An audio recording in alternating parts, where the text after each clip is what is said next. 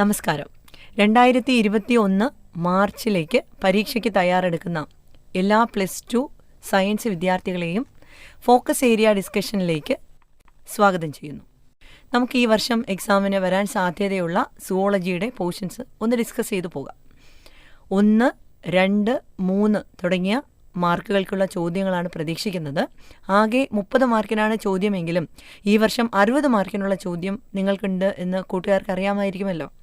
അപ്പോൾ മാക്സിമം 30 മാർക്കിന് വരെ എത്ര ചോദ്യങ്ങൾക്ക് വേണമെങ്കിലും നിങ്ങൾക്ക് ആൻസർ ചെയ്യാം.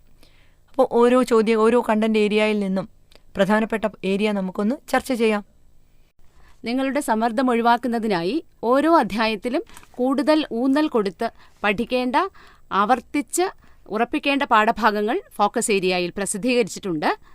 ഒന്നാമത്തെ ചാപ്റ്ററിലെ, അതായത് ഹ്യൂമൻ റീപ്രൊഡക്ഷൻ എന്ന അധ്യായത്തിലെ പ്രധാനപ്പെട്ട ഏരിയാസാണ് നമ്മളിപ്പോൾ ഡിസ്കസ് ചെയ്യുന്നത്. അതിൽ ആദ്യത്തേത് mail reproductive system. Mail reproductive സിസ്റ്റത്തിൽ നിന്ന് വരാൻ സാധ്യതയുള്ള ചോദ്യങ്ങളുടെ ചില സാമ്പിളുകളാണ് പരിചയപ്പെടുത്തുന്നത്. ഒരു ചോദ്യം നമുക്ക് കേട്ടു നോക്കാം. Testicular lobules in the ടെസ്റ്റിസ് contains seminiferous tubules. Sperms are produced in the seminiferous tubules.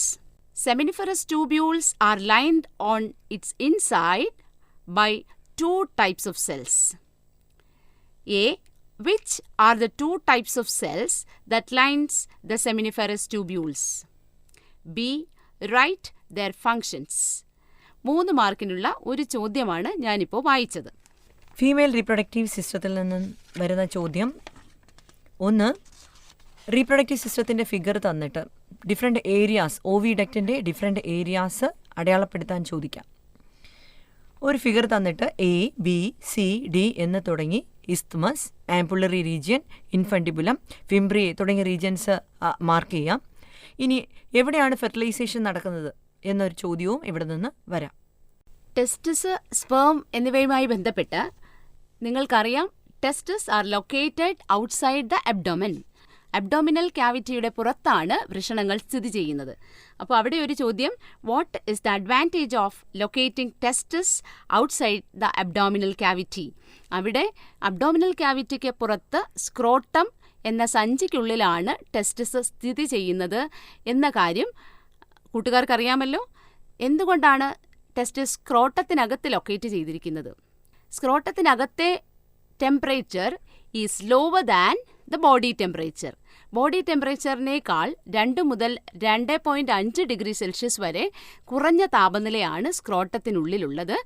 Spermatogenesis എന്ന പ്രക്രിയ വളരെ എഫിഷ്യൻ്റായി നടക്കാൻ ഈ കുറഞ്ഞ താപനില അത്യാവശ്യമാണ്.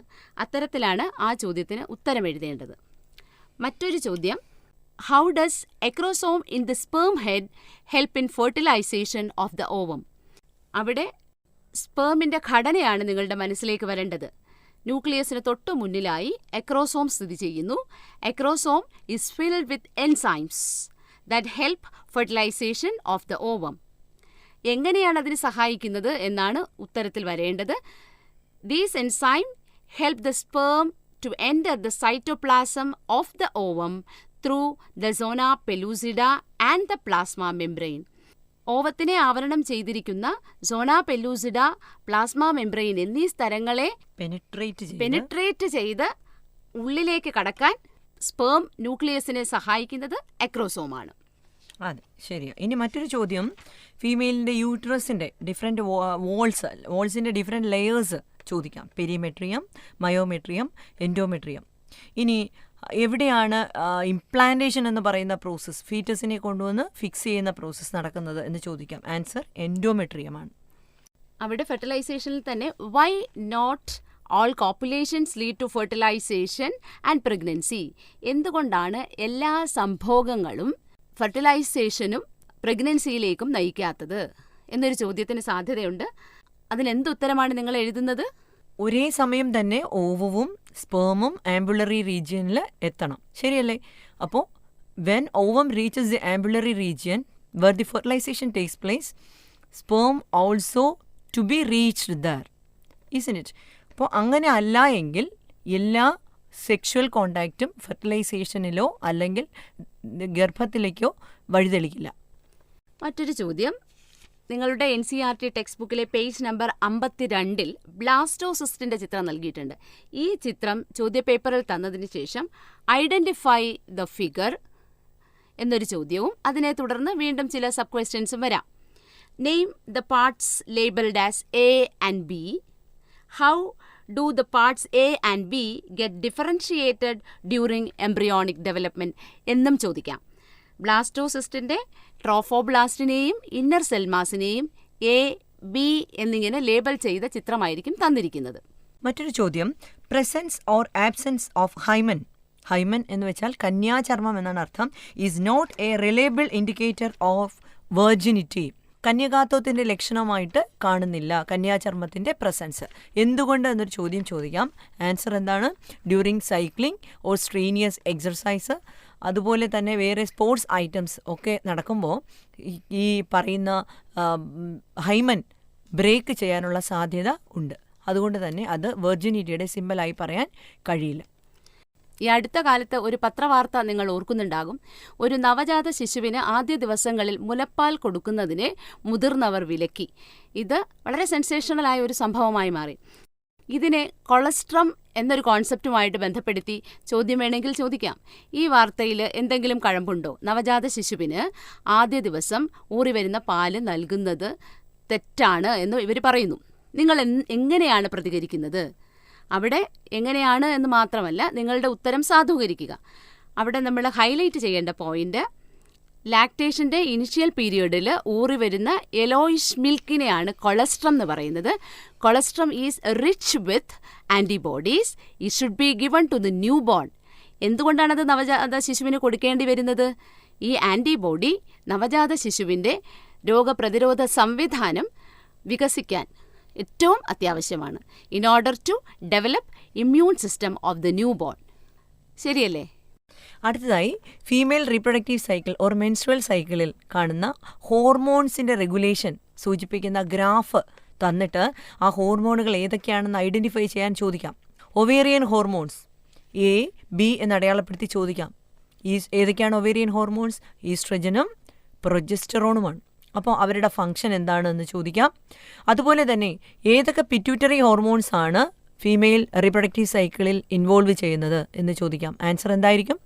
LH-ഉം FSH-ഉം. അതിൽ മറ്റൊരു ചോദ്യം വരാവുന്നുള്ളത്, ഒരു റീപ്രൊഡക്റ്റീവ് സൈക്കിളിൻ്റെ മിഡ് ഡേയിൽ rapid secretion of LH hormone ഉണ്ടാകുന്നുണ്ട്. അതിന് പറയുന്ന പേരെന്താണ്?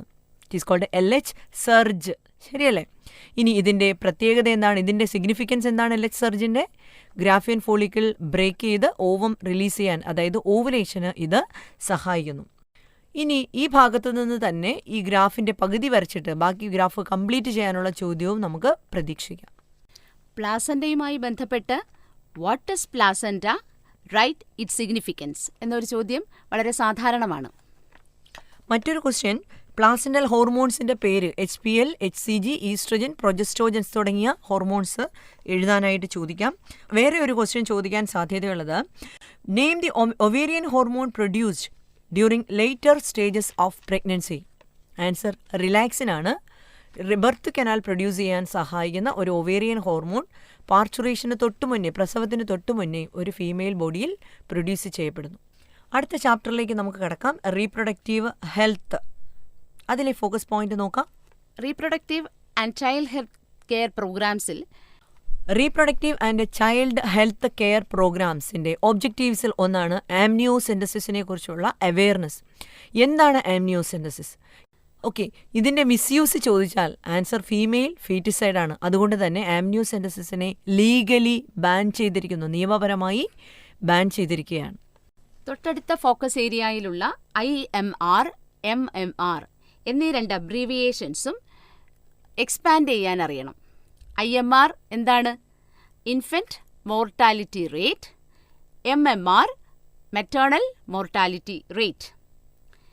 ഇനി ജനസംഖ്യാ നിയന്ത്രണത്തിന് സ്വീകരിക്കുന്ന വ്യത്യസ്ത കോൺട്രാസെപ്റ്റീവ് മെത്തേഡ്സിനെ കുറിച്ചാണ് പഠിക്കാനുള്ളത്. അത് ഫോക്കസ് ഏരിയയിലെ ഒരു പ്രധാനപ്പെട്ട ആശയമാണ്. ഇപ്പോൾ നിങ്ങൾ കേട്ടുകൊണ്ടിരിക്കുന്നത് കൈറ്റ് വിക്ടേഴ്സ് തയ്യാറാക്കിയ ഫസ്റ്റ് ബെൽ ഫോക്കസ് ഏരിയയെ അധികരിച്ചുള്ള ഓഡിയോ ക്ലാസ്.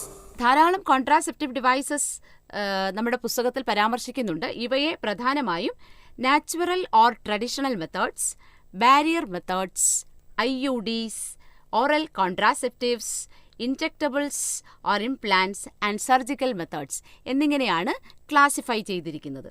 ഇതിൽ നിന്ന് വരാവുന്ന ചോദ്യങ്ങൾ ചില സാമ്പിളുകളാണ്.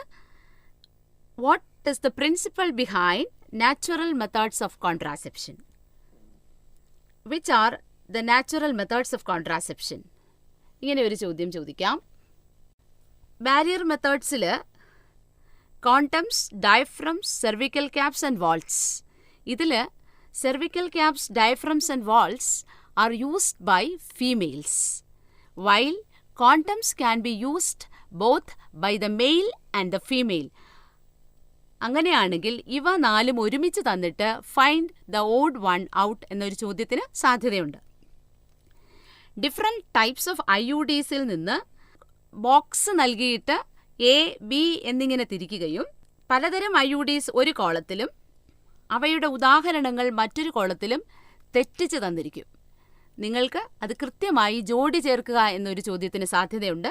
ഉദാഹരണം, non medicated IUDs, copper releasing IUDs, hormone releasing IUDs ഒരു കോളത്തിലും, Lippes loop, copper T, progestasert, copper 7, LNG-20 ഇങ്ങനെ ഉദാഹരണങ്ങൾ മറ്റൊരു കോളത്തിലും തന്നിരിക്കും. മറ്റൊരു ഏരിയ MTP അല്ലെങ്കിൽ മെഡിക്കൽ ടെർമിനേഷൻ ഓഫ് പ്രഗ്നൻസി ആണ്. What is MTP? When do it safe? Write its misuse? ഈ ചോദ്യങ്ങൾ പ്രതീക്ഷിക്കാം. ഫസ്റ്റ് ട്രൈംസ്റ്റർ ആണ് ഇതിന് ഏറ്റവും സേഫ് ആയിട്ടുള്ള പീരീഡ്. ഇതിൻ്റെ മിസ്യൂസ് ഫീമെയിൽ ഫീറ്റിസൈഡ് ആണ്. ഇനി ഈ ഏരിയയിൽ നിന്ന് ചോദിക്കാൻ സാധ്യതയുള്ള മറ്റ് ചില ചോദ്യങ്ങൾ ഇൻഫെർട്ടിലിറ്റിയുമായി ബന്ധപ്പെട്ടതാണ്. What is ART? Assisted reproductive technologies. Then അതിൽ തന്നെ ഇൻവിട്രോ, ഇൻവൈവോ ഫെർട്ടിലൈസേഷൻ തമ്മിലുള്ള ഡിഫറൻസ് ചോദിക്കാം. ഇൻവിട്രോ ഫീമെയിൽ ബോഡിക്ക് പുറത്തും ഇൻവൈവോ ഫീമെയിൽ ബോഡിക്ക് അകത്തുമാണ് നടക്കുന്നത്. IVF മെത്തേഡ്സിനെ ടെസ്റ്റ് ട്യൂബ് ബേബി പ്രോഗ്രാം എന്ന് പറയുന്നു. എന്തുകൊണ്ടാണെന്ന് ചോദിക്കാം. അതുപോലെ ചില ടേംസ് തന്നിട്ട് എക്സ്പാൻഡ് ചെയ്യാൻ ചോദിക്കാം. ZIFT, GIFT, IUT, AI, IUI, ET തുടങ്ങിയ ടേംസ് അതിൻ്റെ എക്സ്പാൻഡഡ് ഫോംസും പഠിച്ചു വയ്ക്കുക. പിന്നെ ഒരു പ്രധാന മേഖല STDs, sexually transmitted diseases or infections which are transmitted through sexual intercourse. ലൈംഗിക ബന്ധത്തിലൂടെ പകരുന്ന രോഗങ്ങളാണ് STDs എന്ന വിഭാഗത്തിൽ വരുന്നത്. ഇതിന് വെനറിയൽ ഡിസീസ് എന്നും റീപ്രൊഡക്റ്റീവ് ട്രാക്ട് ഇൻഫെക്ഷൻസ് എന്നും പറയാറുണ്ട്. ഇതിന് ഉദാഹരണങ്ങൾ നൽകിയിട്ടുണ്ട്. Gonorrhoea, syphilis, genital herpes, chlamydiasis, genital warts, trichomoniasis, hepatitis B and AIDS. ഇതിൽ നിന്നൊരു ചോദ്യം, expand STDs. Give 2 examples for STDs. Which are the preventive measures for STDs? മറ്റൊരു ചോദ്യം ഇവിടെ നിന്ന് പ്രതീക്ഷിക്കാവുന്നുള്ളത്, name some STDs which are not completely curable.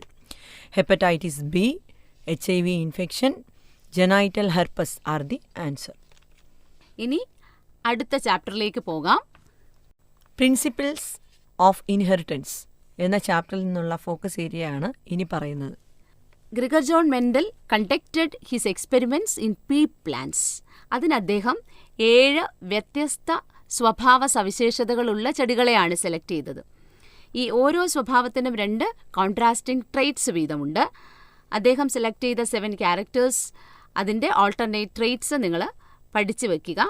Stem height, flower colour, flower position, pot shape, pot colour, seed shape, seed colour. അപ്പോൾ ഒരു ചോദ്യത്തിനുള്ള സാധ്യത ഈ 7 സ്വഭാവങ്ങൾ അല്ലാതെ മറ്റൊരു സ്വഭാവം കൂട്ടിച്ചേർത്ത് 4 സ്വഭാവങ്ങൾ തന്നിട്ട് ഫൈൻഡ് ദ ഓഡ് വൺ. അപ്പോൾ നമ്മൾ എങ്ങനെയാണ് ഓഡ് വൺ കണ്ടുപിടിക്കുന്നത്? ഇവിടെ ഗ്രിഗർ ജോൺ മെൻഡൽ പ്ലാന്റ്സിൽ എക്സ്പെരിമെൻ്റ് നടത്താനായി സെലക്ട് ചെയ്ത ക്യാരക്ടേഴ്സിൽ ഉൾപ്പെടാത്ത സ്വഭാവത്തെയാണ് ഓഡ് വൺ ആയിട്ട് കണ്ടുപിടിക്കേണ്ടത്. മറ്റൊരു ക്വസ്റ്റ്യൻ, അലീൽ, ജീനോടൈപ്പ്, ഫീനോടൈപ്പ് തുടങ്ങിയ ടേംസിൻ്റെ ഡെഫിനിഷനാണ്. അലീൽ എന്താണ്? Different forms of a gene. ഒരു സെയിം ജീനിൻ്റെ 2 ഡിഫറെൻറ്റ് ഫോംസിനെയാണ് നമ്മൾ അലീൽസ് എന്ന് പറയുന്നത്. Capital T, small t are the alleles of T. അതുപോലെ ഐഡൻറ്റിഫൈ ജീനോടൈപ്പ് ആൻഡ് ഫീനോടൈപ്പ് എന്ന് പറഞ്ഞിട്ട് ക്യാപിറ്റൽ T ടാളാണ്, സ്മോൾ t ഡ്വാർഫാണ്. ഇതിലേതാണ് ഫീനോടൈപ്പ്, ഏതാണ് ജീനോടൈപ്പ് എന്ന് ചോദിക്കാം. Phenotype is the observable character and genotype is the genetic constitution behind a trait. Incomplete ഡോമിനൻസുമായി ബന്ധപ്പെട്ട് ആ ക്രോസ് തരികയും അതിനെ തുടർന്നുള്ള ചോദ്യങ്ങൾ ചോദിക്കുകയും ചെയ്യാം. ഒരു ഉദാഹരണത്തിന് ഒബ്സർവ് ദ ക്രോസ്, അതിനുശേഷം ആ ക്രോസ് ഇല്ലസ്ട്രേറ്റ് ചെയ്തിരിക്കുകയാണ്. ക്യാപിറ്റൽ ആർ, സ്മോൾ ആർ അത് രണ്ടും പാരൻസ് ആണ്. Gamete capital R, small R എന്നിങ്ങനെ കാണിച്ചിട്ടുണ്ട്. ഒന്നാം generation capital R, small R, pink എന്നും കാണിച്ചിട്ടുണ്ട്. ഇനി ചോദ്യം, which phenomenon is explained by this cross? ഈ ക്രോസിലൂടെ ഏത് ഫിനോമിനനാണ് എക്സ്പ്ലെയിൻ ചെയ്യുന്നത്? Question B, illustrate the selfing of F1 generation and the progenies formed in F2 generation. C, write the phenotypic ratio and the genotypic ratio of the F2 generation. ഇങ്ങനെ incomplete ഡോമിനൻസിൽ നിന്ന് ഒരു ചോദ്യം പ്രതീക്ഷിക്കാം. മറ്റൊന്ന് പെഡിഗ്രി അനാലിസിസിൽ നിന്നുള്ള ചോദ്യമാണ്. എന്താണ് pedigree analysis? Analysis of inheritance of a specific trait in several generations of a family. Then pedigree അനാലിസിസിന് യൂസ് ചെയ്യുന്ന സിമ്പിൾസ്, സർക്കിൾസ്, സ്ക്വയേഴ്സ്, അതിനെ ഷെയ്ഡ് ചെയ്തത്, ദെൻ ഒരു സർക്കിളിനെയും സ്ക്വയറിനെയും തമ്മിൽ യോജിപ്പിച്ചുകൊണ്ട് ഒരു സിംഗിൾ ലൈൻ, ഡബിൾ ലൈൻ വരുന്നത്, അതുപോലെ തന്നെ അൺസ്പെസിഫൈഡ് സെക്സിനെ സൂചിപ്പിക്കാനുള്ള ഒരു സിമ്പിൾ ഡയമണ്ട് ഷേപ്പാണ്. അതുപോലെ ഒരു സിമ്പിളിനകത്ത് നമ്പർ തന്നാൽ അത് എന്തിനെ സൂചിപ്പിക്കുന്നു, ഇതെല്ലാം ഒന്ന് അറിഞ്ഞിരിക്കുക. ഇപ്പോൾ നിങ്ങൾ കേട്ടുകൊണ്ടിരിക്കുന്നത് കൈറ്റ് വിക്ടേഴ്സ് തയ്യാറാക്കിയ ഫസ്റ്റ് ബെൽ ഫോക്കസ് ഏരിയയെ അധികരിച്ചുള്ള ഓഡിയോ ക്ലാസ്. ഇനി ഈ ചാപ്റ്ററിൽ നിന്നുള്ള മറ്റൊരു ചോദ്യം മെൻഡേലിയൻ ഡിസോർഡേഴ്സിന് എക്സാമ്പിൾസ് ആണ്. മെൻഡേലിയൻ ഡിസോർഡേഴ്സിന് എക്സാമ്പിളായിട്ട് നിങ്ങൾക്ക് പഠിക്കാനുള്ളത് ഹീമോഫീലിയയും സിക്കിൾ സെൽ അനീമിയയുമാണ് ഫോക്കസ് ഏരിയയിലുള്ളത്. അപ്പോൾ അതിൽ ഹീമോഫീലിയയെ ബേസ് ചെയ്ത് ചില സ്റ്റേറ്റ്മെൻറ്റ് തന്നിട്ട് അതിൽ കറക്റ്റ് സ്റ്റേറ്റ്മെൻറ്റിനെ ഐഡൻറ്റിഫൈ ചെയ്യാൻ അല്ലെങ്കിൽ തെറ്റായ സ്റ്റേറ്റ്മെൻറ്റിനെ ഐഡൻറ്റിഫൈ ചെയ്യാൻ ചോദിക്കാം. ഹീമോഫീലിയയുടെ കോസസ് ചോദിക്കാം. അതുപോലെ സിക്കിൾ സെൽ അനീമിയ ഐഡൻറ്റിഫൈ ചെയ്യാനായിട്ട് പെപ്റ്റൈഡ് ബീറ്റാ ചെയിനിൻ്റെ പടം തന്നിട്ട് 6th പൊസിഷനിൽ ഗ്ലൂട്ടാമിക് ആസിഡ് ഉള്ളതും 6th പൊസിഷനിൽ വെലൈൻ ഉള്ളതുമായ 2 പെപ്റ്റൈഡ് ചെയിൻ തന്നിട്ട് ഏതാണ് സിക്കിൾ സെൽ അനീമിക് പേഷ്യൻറ്റിൻ്റേത് എന്ന് ഐഡൻറ്റിഫൈ ചെയ്യാം. അപ്പോൾ എന്താണ് സിക്കിൾ സെൽ അനീമിയ? ബീറ്റാ ചെയിനിൻ്റെ 6ാമത്തെ പൊസിഷനിൽ ഗ്ലൂട്ടാമിക് ആസിഡ് വന്നാൽ അത് നോർമലാണ്. ഗ്ലൂട്ടാമിക് ആസിഡ് മാറി അവിടെ വെലൈൻ വന്നാൽ അത് സിക്കിൾ സെൽ അനീമിയയാണ് സൂചിപ്പിക്കുന്നത്. കൂടാതെ RBC സർക്കുലർ ഷേപ്പും സിക്കിൾ ഷേപ്പുള്ള RBCയുടെ ഫിഗർ, അതിനെ മൈക്രോഗ്രാഫ് എന്നാണ് പറയുന്നത്, തന്നിട്ട് അത് ഏതാണ് ആ ഡിസോർഡർ എന്ന് ചോദിച്ചു കഴിഞ്ഞാൽ അതിനെ ഐഡൻറ്റിഫൈ ചെയ്യാൻ നിങ്ങൾക്ക് കഴിയണം. ക്രോമസോം തിയറി ഓഫ് ഇൻഹെറിറ്റൻസ് എന്ന ഭാഗത്ത് why TH Morgan selected Drosophila melanogaster as his experimental material എന്നൊരു ചോദ്യത്തിന് സാധ്യതയുണ്ട്. അവിടെ ഡ്രോസോഫില മെലനോഗാസ്റ്ററിനെ എന്തുകൊണ്ടാണ് TH മോർഗൻ തൻ്റെ പരീക്ഷണ വസ്തുവായി തിരഞ്ഞെടുത്തത്? അതിനുള്ള കാരണങ്ങൾ എഴുതണം. സെക്സ് ഡിറ്റർമിനേഷൻ ഇൻ മാൻ എന്ന ഭാഗത്ത് നിന്ന് genetic makeup of the sperm that determines the sex of the child substantiate the statement. സ്പേംസിൻ്റെ ജനിതക ഘടനയാണ് കുഞ്ഞിൻ്റെ ലിംഗം നിർണ്ണയിക്കുന്നത്. ഈ പ്രസ്താവന സാധൂകരിക്കുക എന്നാണ് പറയുന്നത്. അപ്പോൾ ഉത്തരത്തിൽ human sex determination XX XY type ആണെന്നും ഹ്യൂമൻ മെയിൽ XY എന്നാണെന്നും human female is represented as XX, അതായത് പുരുഷൻ 2 തരത്തിലുള്ള സ്പേംസ് ഉൽപ്പാദിപ്പിക്കുന്നു, X ക്രോമസോം ഉള്ളതും Y ക്രോമസോം ഉള്ളതും. ഫീമെയിലിന് X ക്രോമസോമുള്ള ഓവത്തെ മാത്രമേ ഉൽപ്പാദിപ്പിക്കാനുള്ള കഴിവുള്ളൂ. അപ്പോൾ നമ്മൾ ആൻസറിൽ എങ്ങനെയാണ് സബ്സ്റ്റാൻഷിയേറ്റ് ചെയ്യുന്നത്? Man that produces sperm is responsible for the sex of the child എന്നായിരിക്കണം. ഇനി ഈ ചാപ്റ്ററിൽ നിന്ന് ഇനിയുള്ള ചോദ്യം ക്രോമസോമൽ ഡിസോർഡേഴ്സിനെ ബേസ് ചെയ്തുള്ളതാണ്. ക്രോമസോമൽ ഡിസോർഡേഴ്സ് നിങ്ങൾ പഠിച്ചിട്ടുണ്ട്. Down syndrome, Turner syndrome, Klinefelter syndrome. ഇതിൽ നിന്ന് ചോദിക്കാൻ സാധ്യതയുള്ളത് ജനറ്റിക് കോൺസ്റ്റിറ്റ്യൂഷൻ തന്നിട്ട് ഫോർ എക്സാമ്പിൾ 45A + XX അല്ലെങ്കിൽ 45AA + XY, ഇത് ഏത് ഡിസോർഡറിനെ സൂചിപ്പിക്കുന്നു? ഇതിൻ്റെ ക്യാരക്ടറിസ്റ്റിക് ഫീച്ചേഴ്സ് എഴുതുക. ഇങ്ങനെയൊക്കെ ചോദ്യങ്ങൾ വരാം. അതുപോലെ ക്ലിനഫെൽറ്റർ സിൻഡ്രത്തിലും ടർണർ സിൻഡ്രത്തിലും ഒക്കെ കാരിയോടൈപ്പ് അല്ലെങ്കിൽ ജനറ്റിക് കോൺസ്റ്റിറ്റ്യൂഷൻ തന്നിട്ട് ഐഡൻറ്റിഫൈ ചെയ്യാൻ ചോദിക്കാം. ഏതെങ്കിലും 2-3 ക്യാരക്ടറിസ്റ്റിക് ഫീച്ചർ തന്നിട്ട് ഡിസോർഡർ ഐഡൻറ്റിഫൈ ചെയ്യാൻ ചോദിച്ചിട്ട് ബാക്കി ക്യാരക്ടേഴ്സ് എഴുതാൻ ചോദിക്കാം. 2 ടേബിളുകളായി ഡിസോർഡർ ഒരു കോളത്തിലും അതിൻ്റെ സിംറ്റംസ് മറ്റേ കോളത്തിലും തെറ്റായി തന്നിട്ട് അതിനെ കറക്റ്റായിട്ട് മാച്ച് ചെയ്യാനും ക്ലാസിഫൈ ചെയ്യാനും ഒക്കെ ഈ പോർഷനിൽ നിന്ന് ചോദ്യങ്ങളുണ്ടാവാം. ഇനി നമുക്ക് അടുത്ത ചാപ്റ്ററിലേക്ക് കടക്കാം. Molecular basis of inheritance. അതിലെ ആദ്യത്തെ focus area salient features of DNA helix. DNA double helix model propose ചെയ്തത് വാട്സണും ക്രിക്കും ചേർന്നാണ്. അവർ പ്രപ്പോസ് ചെയ്ത ഡബിൾ ഹെലിക്കൽ മോഡലിന് ചില സവിശേഷ സ്വഭാവങ്ങളുണ്ട്. ഇപ്പോൾ ക്വസ്റ്റ്യൻ ഡയറക്റ്റ് ആയിട്ട് ചോദിക്കാം. Write any 4 salient features of DNA helix or write the salient features of DNA helix. ഇത്തരത്തിൽ ഒരു ചോദ്യം ആ മേഖലയിൽ നിന്ന് പ്രതീക്ഷിക്കാവുന്നതാണ്. മറ്റൊരു ചോദ്യം സെൻട്രൽ ഡോഗ്മയുമായിട്ട് ബന്ധപ്പെട്ടതാണ്. Central dogma explains genetic information DNA-യിൽ നിന്ന് mRNA-യിലേക്ക് പകർത്തപ്പെടുകയും mRNA പ്രോട്ടീന് വേണ്ടി കോഡ് ചെയ്യുകയും ചെയ്യും.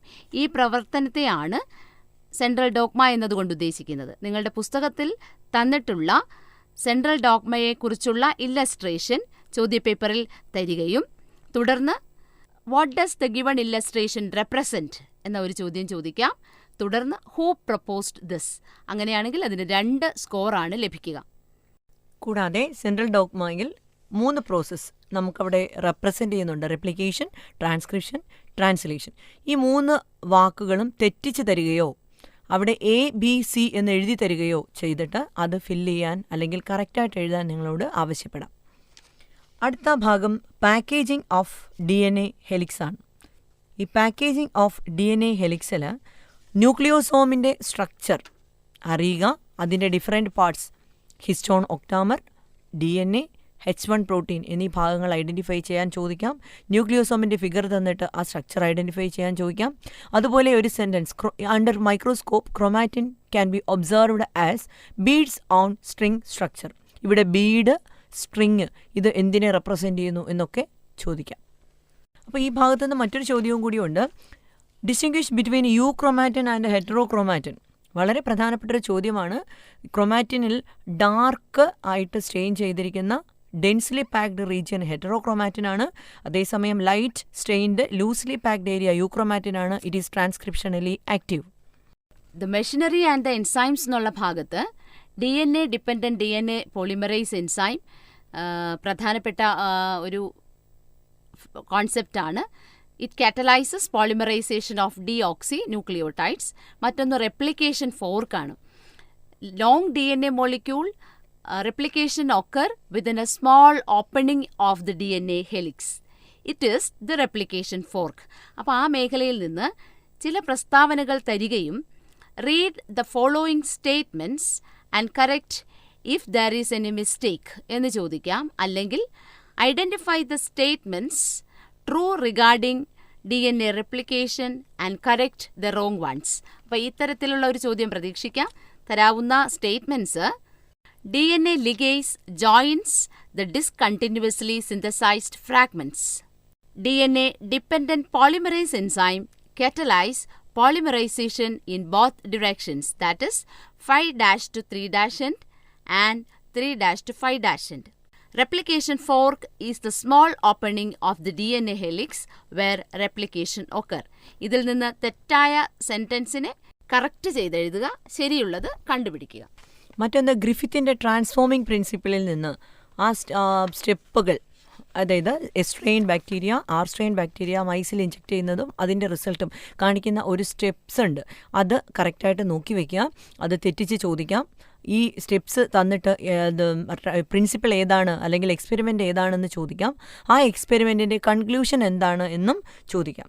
ഇനി DNA ജനറ്റിക് മെറ്റീരിയലാണ് ബാക്ടീരിയോഫേജസിൻ്റേത് എന്ന് പ്രൂഫ് നൽകിയ മറ്റൊരു എക്സ്പെരിമെൻ്റാണ് ഹെർഷേ ആൻഡ് ചേസ് എക്സ്പെരിമെൻറ്റ്. ഇതിൽ നിന്ന് ചോദിക്കാൻ സാധ്യതയുള്ള ഒരു ചോദ്യം, ഹെർഷേ ചേസ് എക്സ്പെരിമെൻറ്റിൻ്റെ ഒരു ഫിഗർ ടെക്സ്റ്റിലുണ്ട്. അതിൽ 3 സ്റ്റെപ്പുകൾ പറയുന്നുണ്ട്: ഇൻഫെക്ഷൻ, ബ്ലെൻഡിങ്, സെൻട്രിഫ്യൂജേഷൻ. അപ്പോൾ ആ ഭാഗം ബ്ലാങ്ക് ആയിട്ട് ഇട്ടിട്ട് അല്ലെങ്കിൽ ABC എന്ന് അടയാളപ്പെടുത്തിയിട്ട് അതെന്താണെന്ന് ചോദിക്കാം. ഇനി ഹെർഷേ ചേസ് എക്സ്പെരിമെൻറ്റിൻ്റെ കൺക്ലൂഷൻ എന്താണെന്ന് ചോദിക്കാം. എന്താണ് conclusion? DNA is the genetic material of ബാക്ടീരിയോഫേജസ്. മറ്റൊരു ചോദ്യം എക്സോൺസും ഇൻട്രോൺസും തമ്മിലുള്ള വ്യത്യാസമാണ്. എക്സോൺസും ഇൻട്രോൺസും കാണിക്കുന്ന ഒരു ചിത്രം നൽകിയതിന് ശേഷം A, B എന്നിങ്ങനെ അടയാളപ്പെടുത്തിയിരിക്കുന്ന ഭാഗങ്ങൾ തിരിച്ചറിയാൻ പറയാം. അല്ലെങ്കിൽ ഡിഫറൻഷിയേറ്റ് എക്സോൺസ് ആൻഡ് ഇൻട്രോൺസ് എന്ന തരത്തിലും ഒരു ചോദ്യം വരാം. ട്രാൻസ്ക്രിപ്ഷൻ യൂണിറ്റ് എന്താണെന്നൊരു ഫിഗർ ചോദിക്കാം. ട്രാൻസ്ക്രിപ്ഷൻ യൂണിറ്റിൻ്റെ ഫിഗർ തന്നിട്ട് സ്ട്രക്ചർ ഐഡൻറ്റിഫൈ ചെയ്യാനും അതിൻ്റെ 3 regions promoter, structural gene, terminator, അതുപോലെ തന്നെ അവരുടെ ടെംപ്ലേറ്റ് സ്ട്രാൻഡ്, കോഡിംഗ് സ്ട്രാൻഡ് എന്നിവയെ ഐഡൻറ്റിഫൈ ചെയ്യാൻ ചോദിക്കാം. ഇനി അതിൽ നിന്നുണ്ടാകുന്ന ടീച്ചർ നേരത്തെ പറഞ്ഞതുപോലെ എക്സോൺ, ഇൻട്രോൺ അവരുടെ ഡിഫറൻസും ഇവിടെ ചോദിക്കാം. ജനറ്റിക് കോഡുമായി ബന്ധപ്പെട്ട് നിങ്ങൾ ജനറ്റിക് കോഡിന്റെ സാലിയൻ ഫീച്ചേഴ്സ് പഠിച്ചു കഴിഞ്ഞു. Code 1 is a triplet. Genetic code is unambiguous and specific. Genetic code is degenerate. Genetic code has no punctuations. Genetic code is nearly universal. AUG perform dual functions. ഈ ഓരോ സെൻറ്റൻസിൽ നിന്നും ഓരോ ചോദ്യത്തിനുള്ള സ്കോപ്പുണ്ട്. For example, genetic code is set to be degenerate. Explain. എന്തുകൊണ്ടാണ് genetic കോഡിന് degenerate എന്ന് പറയുന്നത്? വിശദീകരിക്കുക. Why do certain codons are called stop codons? എന്തുകൊണ്ടാണ് ചില കോഡോൺസിനെ സ്റ്റോപ്പ് കോഡോൺസ് എന്ന് പറയുന്നത്? Why genetic code is set to be specific and unambiguous? ഇത്തരത്തിലുള്ള ചോദ്യങ്ങൾ അതിലെ ഓരോ സെൻറ്റൻസിൽ നിന്ന് നമുക്ക് പ്രതീക്ഷിക്കാവുന്നതാണ്. ഏതൊക്കെയാണ് സ്റ്റോപ്പ് കോഡോൺസ് എന്നും ചോദിക്കാം. ഇനി മറ്റൊരു ഭാഗം ഹ്യൂമൻ ജീനോം പ്രോജക്റ്റിൽ നിന്നാണ്. അതിൽ HGP, BAC, YAC തുടങ്ങിയ ടേംസിനെ എക്സ്പാൻഡ് ചെയ്യാനായിട്ട് ചോദിക്കാം. ഇനി ഇതിൻ്റെ ബാക്കിയായി വരുന്നത് DNA ഫിംഗർ പ്രിൻറ്റിംഗ് ആണ്. DNA ഫിംഗർ പ്രിൻറ്റിങ്ങിൻ്റെ സ്റ്റെപ്സ് മാത്രമാണ് ഫോക്കസ് ഏരിയയിലുള്ളത്. അതിൽ ഉള്ള സ്റ്റെപ്പുകൾ 3 മാർക്കിന് പ്രധാനമായിട്ടും ചോദിക്കാം. ഷഫിൾ ചെയ്ത് സ്റ്റെപ്സ് തന്നിട്ട് അത് കറക്റ്റ് ഓർഡറിൽ അറേഞ്ച് ചെയ്യാൻ ചോദിക്കാം. ഫ്ലോ ചാർട്ട് പോലെ പ്രിപ്പയർ ചെയ്യാനായിട്ട് ചോദിക്കാനുള്ള മറ്റൊരു സാധ്യതയുള്ള ഏരിയയാണ്. അതുപോലെ തന്നെ DNA ഫിംഗർ പ്രിൻറ്റിങ്ങിൻ്റെ ആപ്ലിക്കേഷൻസ് ഫോറൻസിക്കിലും, അതുപോലെ തന്നെ ഐഡൻറ്റിഫിക്കേഷൻ ഓഫ് പാറ്റേണിറ്റി, അതുപോലെ ബയോഡൈവേഴ്സിറ്റിയെക്കുറിച്ചുള്ള സ്റ്റഡി, പോപ്പുലേഷൻ സ്റ്റഡീസ്, എവല്യൂഷണൽ സ്റ്റഡീസ്, ഇതിലൊക്കെ ഇവരെ യൂസ് ചെയ്യാറുണ്ട്. അപ്പോൾ ഇതിനൊക്കെ ആൻസർ നിങ്ങൾ നോക്കി വയ്ക്കുക. ഇവല്യൂഷൻ എന്ന ചാപ്റ്ററിലെ ഫോക്കസ് ഏരിയയിലേക്ക് പോകാം. ഇപ്പോൾ നിങ്ങൾ കേട്ടുകൊണ്ടിരിക്കുന്നത് കൈറ്റ് വിക്ടേഴ്സ് തയ്യാറാക്കിയ ഫസ്റ്റ് ബെൽ ഫോക്കസ് ഏരിയയെ അധികരിച്ചുള്ള audio class. Urey and Miller experiment ആണ് ആദ്യത്തെ ഫോക്കസ് ഏരിയ. അതിൽ മില്ലേഴ്സ് എക്സ്പെരിമെൻറ്റിൻ്റെ ഒരു ഫിഗർ ടെക്സ്റ്റിൽ പറയുന്നുണ്ട്.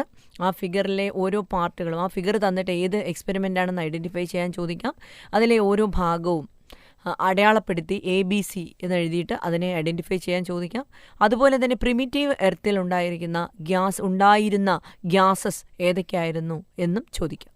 Homologous organs and analogous organs മറ്റൊരു ഫോക്കസ് ഏരിയ ആണ്. Organs that are structurally similar but perform different functions are called homologous organs. But organs that are structurally different but perform common functions are called analogous organs. ഇത് ചോദിക്കാവുന്നത് ഒന്നുകിൽ homologous ഓർഗൻസും ആനലോഗസ് ഓർഗൻസും identify ചെയ്യാൻ, differentiate ചെയ്യാൻ ചോദിക്കാം. ഇത് മറ്റൊരു തരത്തിൽ ചോദിക്കാം. നിങ്ങളുടെ പുസ്തകത്തിൽ തന്നിരിക്കുന്ന ഹോമലോഗസ് ഓർഗൻസിൻ്റെ ഉദാഹരണങ്ങളും അനലോഗസ് ഓർഗൻസിൻ്റെ ഉദാഹരണങ്ങളും ഒരു ബോക്സിൽ നൽകിയിരിക്കുകയും ഇവയെ അനുയോജ്യമായ രീതിയിൽ പട്ടികപ്പെടുത്താനോ അനുയോജ്യമായ തലക്കെട്ടുകൾക്ക് താഴെ ക്രമീകരിക്കുക എന്ന തരത്തിലോ ചോദ്യങ്ങൾ പ്രതീക്ഷിക്കാം. ഹോമലോഗസ് ഓർഗൻസ് 3 തന്നിട്ട് ഒരു അനലോഗസ് ഓർഗൻ ചോദിക്കുക, അല്ലെങ്കിൽ അനലോഗസ് ഓർഗൻസ് 3 തന്നിട്ട് അതിനിടയിൽ ഒരു ഹോമലോഗസ് ഓർഗൻ ചോദിക്കുക. എന്നിട്ട് അതിൻ്റെ ഓഡ് വൺ ഐഡൻറ്റിഫൈ ചെയ്യാനായിട്ട്, അല്ലെങ്കിൽ ഹോമലോഗസിനെ ഐഡൻറ്റിഫൈ ചെയ്യുക എന്നൊക്കെ പറഞ്ഞ ചോദ്യങ്ങൾ വരാം. മറ്റൊന്ന് ആന്ത്രോപോജനിക് ആക്ഷൻ, അല്ലെങ്കിൽ മനുഷ്യൻ്റെ പ്രവൃത്തി മൂലം ഉണ്ടായ നാച്ചുറൽ സെലക്ഷന് എക്സാമ്പിൾസാണ്. അതിൽ പ്രധാനമായിട്ടുമുള്ളത് ഇൻഡസ്ട്രിയൽ മെലാനിസമാണ്.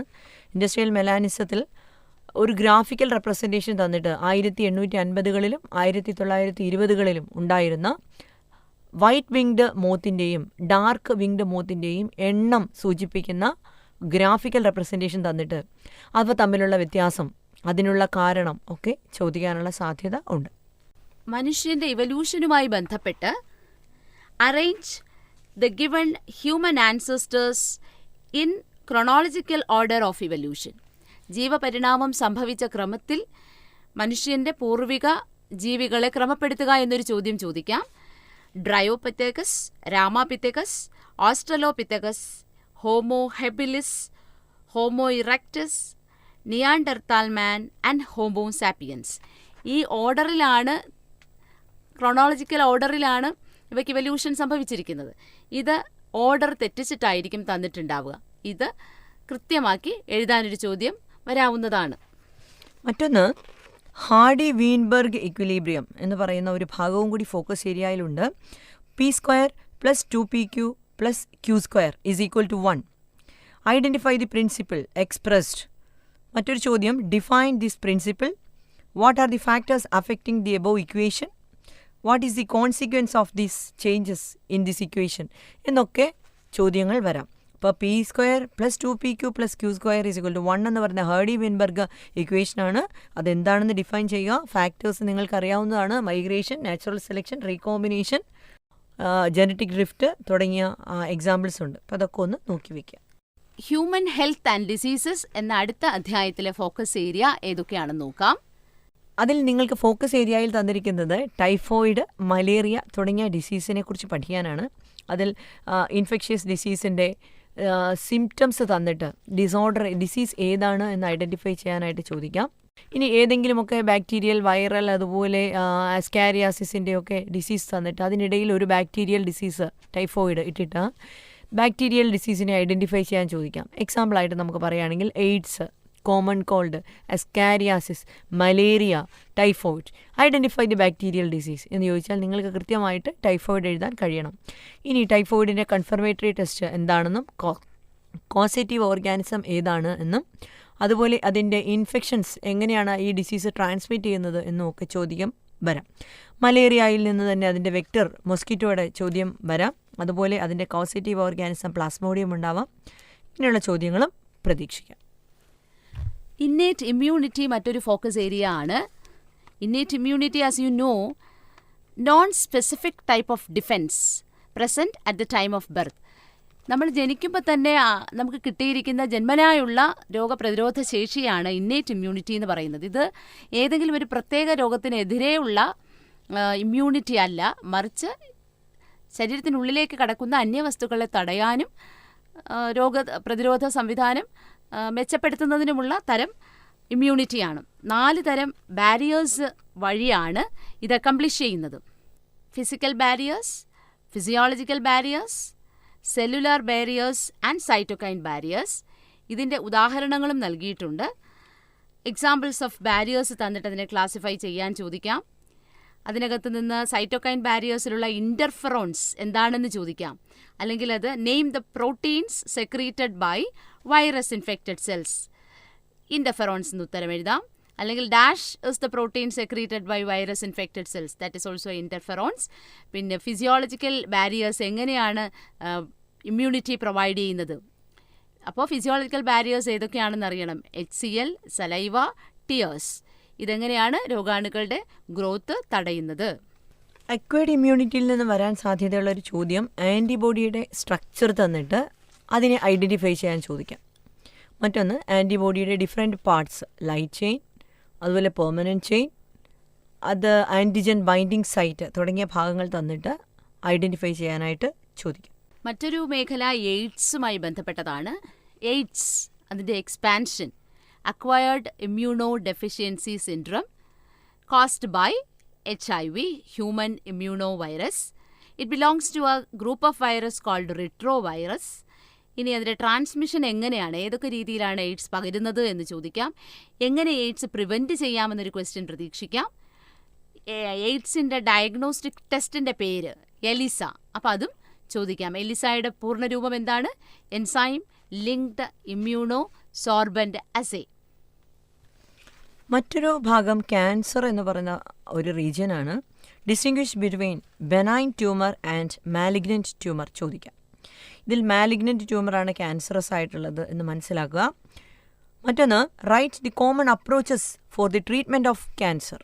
സർജറി, ഇമ്മ്യൂണോതെറാപ്പി, അത് റേഡിയോതെറാപ്പി, കീമോതെറാപ്പി, റേഡിയേഷൻ ചികിത്സകളാണ്. മറ്റൊരു ചോദ്യം ചോദിക്കാവുന്നുള്ളത് ക്യാൻസറുമായിട്ട് ബന്ധപ്പെട്ടിട്ടാണ്. Distinguish between benign tumour and malignant tumour. Which type of tumour is cancerous? അപ്പോൾ രണ്ടും തമ്മിലുള്ള വ്യത്യാസം എഴുതുക. മാലിഗ്നൻറ്റ് ട്യൂമറാണ് ക്യാൻസറസ് ആയിട്ട് മാറുന്നത്. What are the common approaches for the treatment of cancer എന്നൊരു ചോദ്യം പ്രതീക്ഷിക്കാം. അതിൽ വരേണ്ട ആൻസർ സർജറി, കീമോതെറാപ്പി, റേഡിയോതെറാപ്പി, അതുപോലെ ഇമ്മ്യൂണോതെറാപ്പി ഒക്കെ എഴുതാം. Effects of drug or alcohol അബ്യൂസുമായിട്ട് ബന്ധപ്പെട്ട് warning signs of drug and alcohol abuse among youth എഴുതാൻ ചോദിക്കാം. ഇപ്പോൾ drop in academic performance, unexplained absence from school, lack of interest in personal hygiene തുടങ്ങി നിങ്ങൾക്ക് ധാരാളം കാര്യങ്ങൾ വാർണിംഗ് സൈൻസ് ആയിട്ട് എഴുതാൻ സാധിക്കും.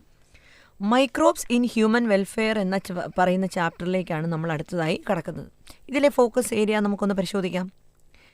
1. Name the microbe used for curding of milk അല്ലെങ്കിൽ production of any enzyme, for example സ്ട്രെപ്റ്റോകൈനീസ്.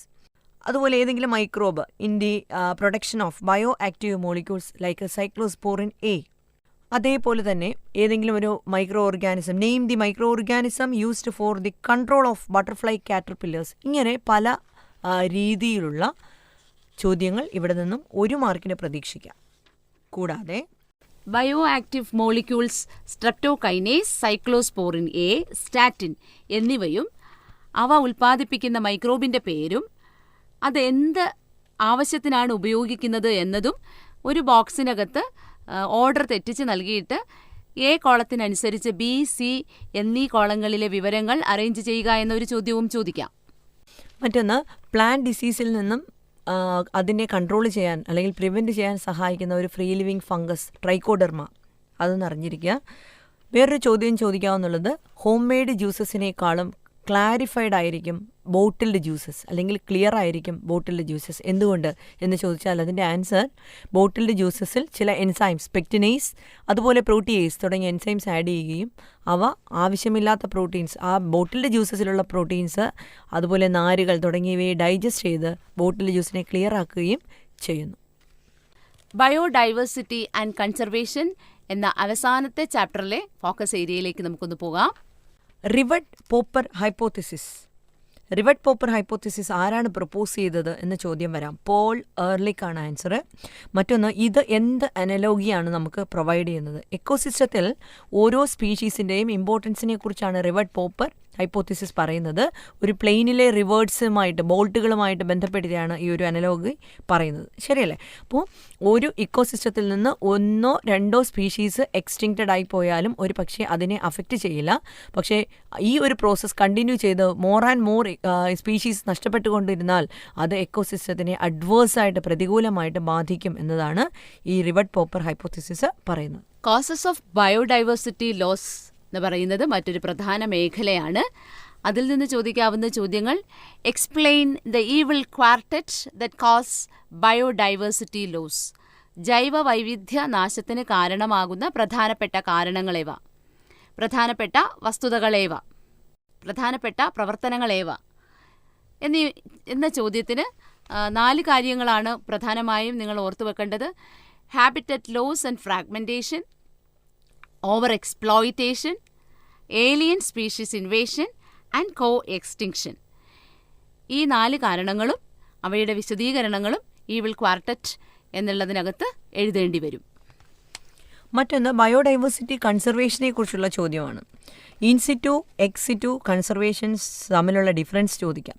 In situ കൺസർവേഷനിൽ ജീവജാലങ്ങളെ അല്ലെങ്കിൽ പ്ലാന്റ്സിനെ അവരുടെ നാച്ചുറൽ ഹാബിറ്റാറ്റിലാണ് പ്രൊട്ടക്റ്റ് ചെയ്തിരിക്കുന്നത്. അതേസമയം എക്സിറ്റു കൺസർവേഷനിൽ ഹ്യൂമൻ കെയറിൽ സ്പെസിഫിക് ഏരിയയിലാണ് ജീവജാലങ്ങളെ അല്ലെങ്കിൽ പ്ലാന്റ്സിനെ കൺസർവ് ചെയ്തിരിക്കുന്നത്. ഇനി ചില ഇൻസിറ്റുവിനും ചില എക്സിറ്റു കൺസർവേഷൻ മെത്തേഡ്സിനും എക്സാമ്പിൾ ചോദിക്കാം. ഇൻസിറ്റുവിന് എക്സാമ്പിളായിട്ട് നമുക്ക് ബയോസ്ഫിയർ റിസർവ്സ്, ഹോട്ട്സ്പോട്ടുകൾ, അതുപോലെ national park, sanctuaries, secret Groves എന്നിവയെ പറയാം. ഹോട്ട്സ്പോട്ടുകൾ ഇന്ത്യയിൽ 3 ഉണ്ട്. അത് ഏതൊക്കെയാണ് എന്ന് ചോദിച്ചാൽ അതിന് ഉത്തരമായിട്ട് Indo Burma area, Western Ghats and Sri Lanka, അതുപോലെ ഹിമാലയൻ ഏരിയ, ഇതെല്ലാം എന്തായിട്ട് പറയാം, ഹോട്ട്സ്പോട്ടുകളായി, ബയോളജിക്കൽ ഹോട്ട്സ്പോട്ടുകളായി നമുക്ക് പറയാം. ലോകത്താകമാനം 34 ബയോളജിക്കൽ ഹോട്ട്സ്പോട്ടുകളാണ് ഉള്ളത്. ഇനി എക്സിറ്റുവിന് എക്സാമ്പിളായിട്ട് പറയാൻ പറ്റുന്നത് zoological park, botanical garden, seed ബാങ്കുകൾ, അതുപോലെ തന്നെ ഗമീറ്റ്സിനെ കൺസർവ് ചെയ്തിരിക്കുന്ന ക്രയോജനിക് കൺസർവേഷൻസ്, ഇതൊക്കെ എക്സാമ്പിളായിട്ട് പറയാനായിട്ട് സാധിക്കും. ഇതുവരെ ഫോക്കസ് ഏരിയയുമായി ബന്ധപ്പെട്ട കോണ്ടന്റിൻ്റെ ഒരു റിവിഷനാണ് ഇവിടെ നടന്നത്. ചില ചോദ്യ മാതൃകകൾ പരിചയപ്പെടുക മാത്രമാണ് ഇവിടെ ചെയ്തത്. നിങ്ങൾ വീണ്ടും ഓരോ അധ്യായത്തിലെയും പ്രധാന ആശയങ്ങൾ ശ്രദ്ധയോടെ വായിച്ച് പൊതുപരീക്ഷയ്ക്ക് തയ്യാറെടുക്കുക. എല്ലാവർക്കും വിജയാശംസകൾ. ഇപ്പോൾ നിങ്ങൾ കേട്ടത് ഫോക്കസ് ഏരിയയെ അധികരിച്ചുള്ള കൈറ്റ് വിക്ടേഴ്സ് തയ്യാറാക്കിയ ഫസ്റ്റ് ബെൽ ഓഡിയോ ക്ലാസ്.